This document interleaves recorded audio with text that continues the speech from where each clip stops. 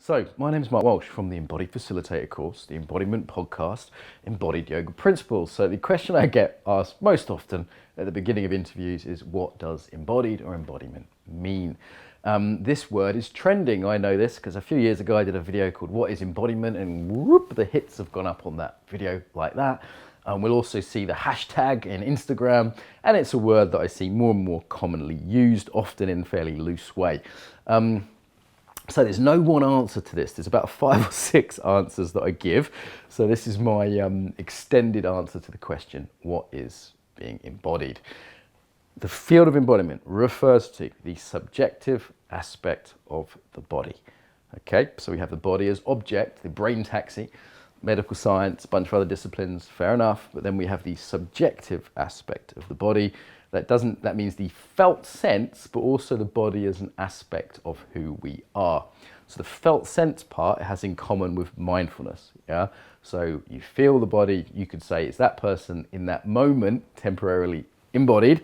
Yeah. But also over a longer time frame. This is where it's confusing because it could be a short-term thing being referred to. There's no actual agreement here. Or it can be a more long-term thing, like someone is sustaining body awareness over a long period of time. That becomes a trait rather than a state. So being embodied may refer to either the state or the trait. More than mindfulness, however, because that's become common, mindfulness being aware of a body, embodiment being aware as a body. Yeah.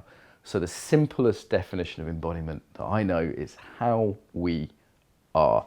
3 words, how we are. It's a simple, quick definition, however, super fucking profound.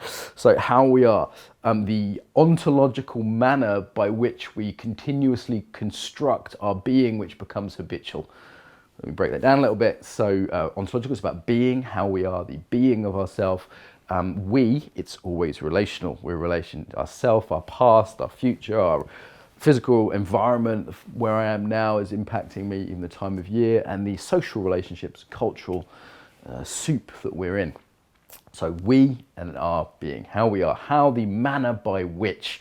So embodiment is all about how. Embodiment refers to how we construct ourselves moment to moment. So what do I mean by that? Well, the self we are is continuously being constructed by our posture, our awareness, our breathing, our movement. This is not a lump of meat that is a little man riding inside my head around in. It's a key aspect of who we are. So that's what embodiment means, the word embodied. Sometimes somatic is a synonym for embodiment. You'll hear, various other words, like body, mind, various other things used. Another way the word embodiment can be used as the overall term for a set of disciplines. So that might include different body-mind arts, this body-mind, mind-body. It might include dance, certain kinds of conscious dance. It might include body therapy, yoga, certain kind of martial arts. The key thing though, body work, theatre even, the key thing here is that these disciplines are referred to this subjective body. So there's awareness, that's the mindfulness piece, and also that it refers to, they're working with an aspect of who we are. So let's take yoga. Yoga can be done as exercise, purely physical, not embodied. Yeah.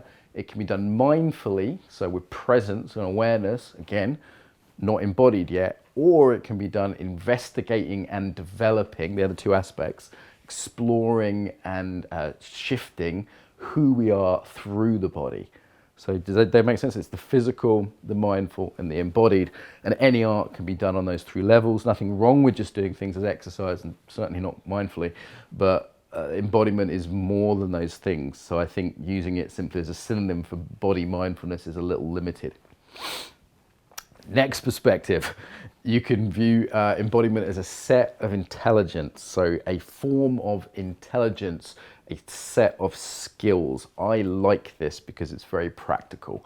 I would say we have 2 aspects, moving from kind of Daniel Goleman's model of emotional intelligence, awareness and choice, personal and social. So I'll break that down. Self-awareness. Am I in the moment self-aware? There's 2 time frames to this. So 4 quadrants, 2 time frames. Am I in the moment self-aware? But am I also aware of my patterns, my longer term embodied patterns? Self-regulation, again, in the moment. Take a breath, feel your feet, whatever method you're using. Lots of ways to do that through the body. And longer term, what am I practicing? How am I developing my being? social side, social awareness, being aware of other, empathizing with people, and being aware of other people's patterns through the body. And then last quadrant, social influence. How am I impacting right now your state, for example, through my voice, through my own movement? And if with students, how do I help them develop a practice to develop themselves longer term? So a skill set with 2 time frames: awareness and choice, self and other. If you look at my video on embodied intelligence for more on that.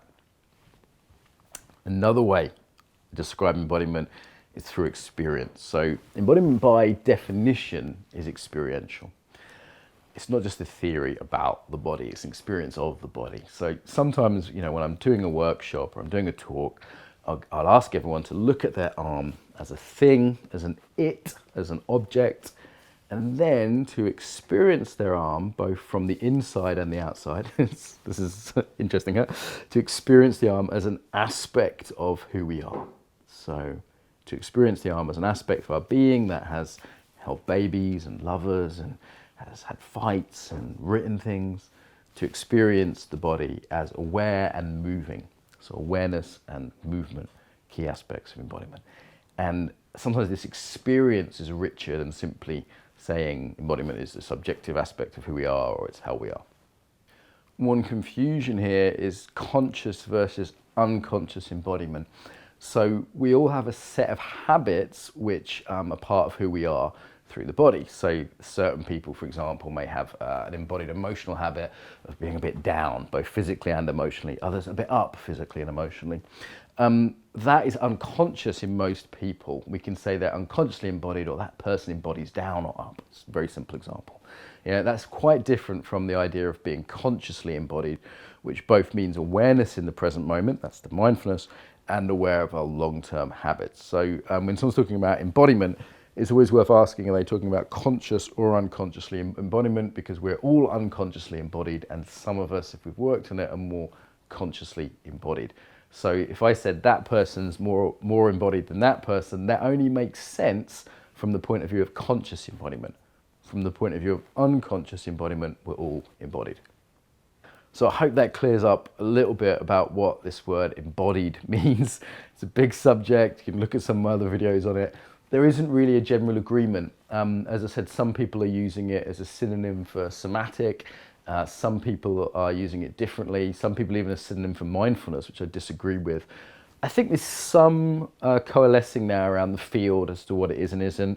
It's certainly not. When I see a hashtag on Instagram of just someone on a beach in a bikini doing yoga, and it says hashtag embodied, I go, really? It looks more like athletics to me, or gymnastics. So I'd want to gently challenge some of the uses of this word.